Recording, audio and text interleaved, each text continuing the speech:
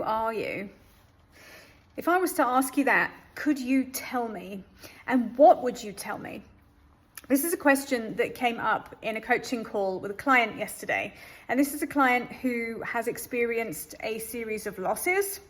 And she came to the session yesterday and said, I want to create my new identity now that life is very different to how it was before. So we started to unpack what identity really is.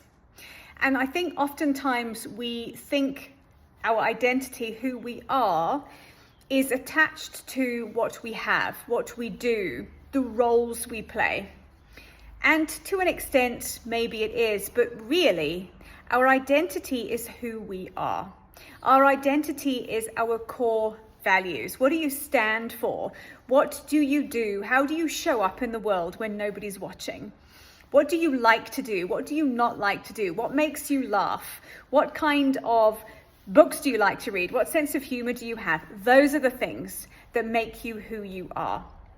And I worked through with this client in helping her to understand who she is, regardless of the things she does or doesn't have. Our identity is something we always have hold of because it's in here. And when we're really clear on that, nobody can take that from you. And I think having a clear sense of identity allows you to move through the world with a bit more confidence. So if, for instance, I choose to not be a wife anymore, is it going to wipe out who I am? Of course not. If I choose that I don't wish to be a coach anymore, does it fundamentally change who I am? No, it changes what I do for a living. So I'm going to pop some questions in the caption here to help you get really clear on what identity is for you in here, as opposed to out there. Because everything out there, everything external can change, it can move, it can be taken away, we can let go of it.